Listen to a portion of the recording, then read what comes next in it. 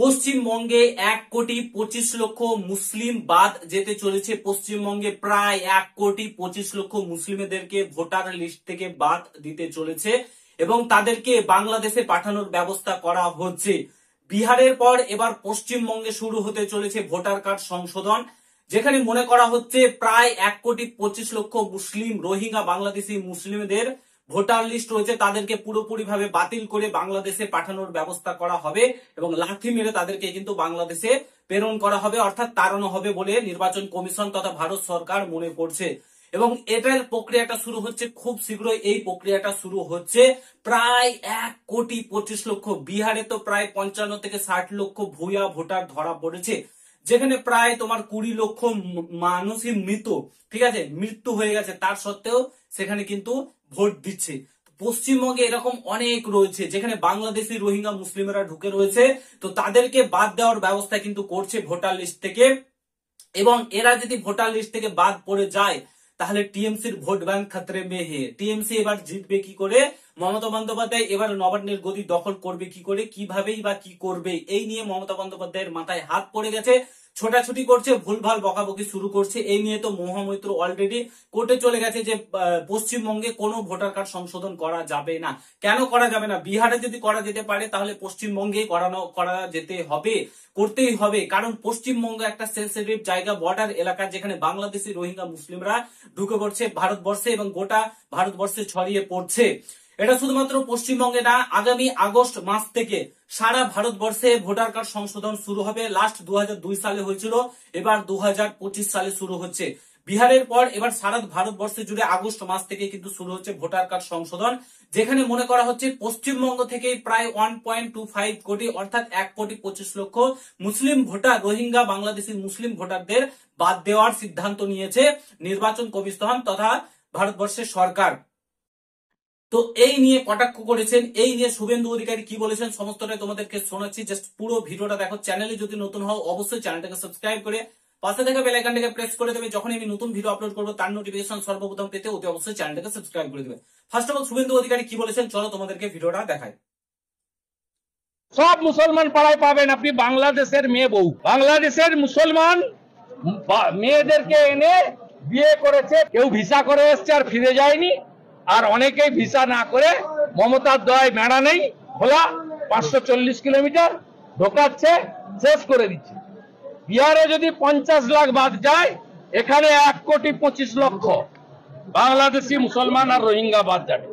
আর সব হিন্দুদেরকে আমি অ্যাসিওর করছি, ভারতীয় হিন্দু মুসলমানকে অ্যাসিওর করছি, আর ধর্মীয় কারণে বাংলাদেশ থেকে আসা হিন্দুদের অ্যাসিওর করছি, একটা কারোরও কোনো অসুবিধা হলে উপরে মোদিজি যদি গ্যারান্টার থাকেন, এই রাজ্যের এলপিও একটা ছোটখাটো।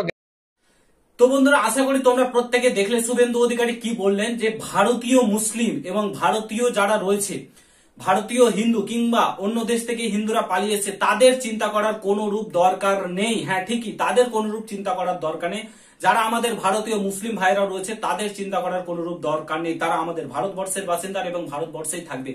বাট যারা রোহিঙ্গা বাংলাদেশি মুসলিম ঢুকে রয়েছে পশ্চিমবঙ্গে এবং Aadhaar card, voter card, PAN card তৈরি করে ফেলেছে এবং ভোট দিচ্ছে, নকল ভোট দিচ্ছে, ভুয়া ভোট দিচ্ছে এবং টিএমসি সরকার তাতে জয়ী হচ্ছে, সেটা আর হচ্ছে না। এবার 2026 নির্বাচনের আগেই এই ভুয়া ভোটার গুলোকে, বাংলাদেশি রোহিঙ্গা মুসলিমদেরকে লাথি মেরে নির্বাচন কমিশন এবং ভারত সরকার তাড়াতে চলেছে বাংলাদেশে। এখনো সময় রয়েছে, পালিয়ে যান, না হলে কিন্তু 26 নির্বাচনের আগে সব ঘটার খেল খতম হবে এবং তাদেরকে 2 মাসের জেল এবং কড়া শাস্তির ব্যবস্থা কিন্তু করছে তোমার ভারতবর্ষের সরকার।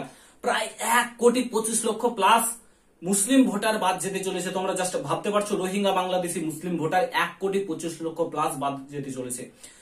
মানে ভাবা যায়, এরা আমাদের ভারতবর্ষে বসবাস করছে, আমাদের পশ্চিমবঙ্গে বসবাস করছে, আমাদের অন্ন খাচ্ছে, আমাদের সমস্ত কিছু করছে এবং আমাদেরই ক্ষতি করছে এবং আমাদের যে প্রাপ্য অধিকার সেটা কিন্তু এরা নিচ্ছে, এরা ভোগ করছে। আমরা যে সমস্তগুলো প্রকল্পের আওতায় আসছে, আমরা যে জিনিসগুলো পাচ্ছি সেগুলো কিন্তু এরাও পাচ্ছে। এরা কিন্তু আমাদের ভারতবর্ষের না, এরা বাংলাদেশি রোহিঙ্গা, ঠিক আছে। এরা আমাদের ভারতবর্ষে অনুপ্রবেশ করে আছে এবং আমাদের পশ্চিমবঙ্গ সরকারের কোনো হেলদোল নেই। এদেরকে বাঁচানোর জন্য একদম লেগে পড়ে রয়েছে। আর এদিকে 26,000 চাকরি বাতিল গেল, তাতে কোনো যায় আসে না। কিন্তু এদিকে বাংলাদেশি রোহিঙ্গা মুসলিম ভোটারদের বাঁচানোর জন্য আজকে মমতা বন্দ্যোপাধ্যায় কি না করছে, কি না বলছে বাঙালিদেরকে নাকি বাইরের রাজ্যে মারা হচ্ছে, পেটা হচ্ছে। কেন মারা হবে না? আপনি বাংলাদেশিদের রোহিঙ্গাদের পুষে রাখবেন এবং গোটা ভারতবর্ষে ছড়িয়ে পড়বে, গোটা রাজ্যে ছড়িয়ে পড়বে ভারতবর্ষে, সেটাতে কেউ সহ্য করতে পারবে না। প্রত্যেকটা রাজ্যে নিজের নিজের একটা অন্তর্বর্তী নিজের একটা রয়েছে, ঠিক আছে?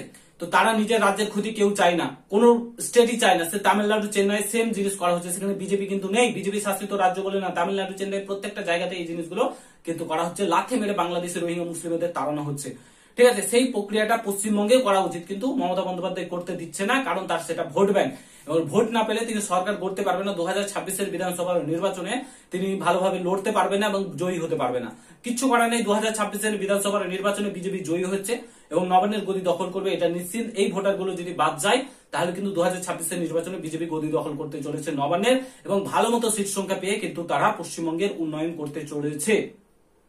দেখো, একটা যে কোনো সরকার, আজ শুধুমাত্র বিজেপি বলে না, আজকে তামিলনাড়ু, চেন্নাই প্রত্যেকটা স্টেটে যাও, প্রত্যেকটা মুখ্যমন্ত্রীর বক্তব্য শুনবে, তারা আগামী 20 বছরে কি করতে চলেছে সেটা কিন্তু তারা স্পষ্ট বার্তায় বলে দেবে। শুধু বিজেপি শাসিত রাজ্য বলে না, তুমি যে কোনো রাজ্যতে যাও যেখানে বিজেপি সরকার নেই, তারা আগামী 20 বছরে রাজ্যকে কোথায় নিয়ে যেতে চায় সেটা তোমরা দেখতে পারবে। কিন্তু আমাদের পশ্চিমবঙ্গের মুখ্যমন্ত্রী চপ শিল্প, ঘুগনি শিল্প, এসব শিল্প নিয়েই ব্যস্ত, ঠিক আছে? না কোনো ইন্ডাস্ট্রি, না শিল্প। পশ্চিমবঙ্গকে কোথায় নিয়ে যেতে হয়, কোন কাজগুলো করলে ঠিক হবে, সেগুলো নিয়ে কোনো বাধা ব্যথা নেই। একদম জঘন্য থেকে জঘন্যতম আজকে রাজ্যটা আমাদের চলে গেছে, যেখানে আজকে পশ্চিমবঙ্গের টপ অনে থাকার কথা, এই ভারতবর্ষের একদম নম্বর ওয়ানে থাকার কথা পজিশন, ইন্ডাস্ট্রির দিক থেকে, সব দিক থেকে। এক সময় যেটা আমাদের পশ্চিমবঙ্গ ভারতবর্ষের গোটা জিডিপিতে একটা ভালো অংশ মানে দিত, সেখানে আজ পশ্চিমবঙ্গ কোথাও নেই, কোথাও নেই, হারিয়ে গেছে। শুধুমাত্র এই রাজনীতির চক্করে শেষ করে দিয়েছে পশ্চিমবঙ্গটাকে। আজকে একটা পরিবর্তন আনা অবশ্যই দরকার পশ্চিমবঙ্গে, এবং ভালো মতো পরিবর্তন দরকার, যাতে ভবিষ্যতে আমাদের পশ্চিমবঙ্গটা একটা ভালো পজিশনে যেতে চাই। এবং এটা শুধু করতে পারে বিজেপির সরকারই, কারণ আমরা উত্তরপ্রদেশ, তারপরে তোমার আদার স্টেট গুলো যেগুলো রয়েছে সেগুলোতে আমরা দেখতে পাচ্ছি একটা ভালো পজিশনে নিয়ে যাওয়ার চেষ্টা করা হচ্ছে। আমাদের পশ্চিমবঙ্গে এমন কিছু নেই যে করা হবে না, সমস্ত কিছু রয়েছে, নদী, সমুদ্র, তট, সমস্ত কিছু রয়েছে, যেগুলো বিজনেস থেকে শুরু করে সমস্ত কিছু করা যাবে। কিন্তু এই সরকার ব্যর্থ, সমস্ত কিছু করতে ব্যর্থ। তো এই সরকারের পরিবর্তন দরকার, নতুন সরকার আনা দরকার। আশা করি তোমাদেরকে বোঝাতে পেরেছি। যদি ভিডিওটা ভালো লাগে অবশ্যই শেয়ার করে, চ্যানেলে নতুন হলে অবশ্যই সাবস্ক্রাইব করে যাও। দেখা হচ্ছে নতুন ভিডিওর সঙ্গে। ভালো থেকো, সুস্থ থেকো, গুড বাই, জয় হিন্দ, বন্দে মাতরম।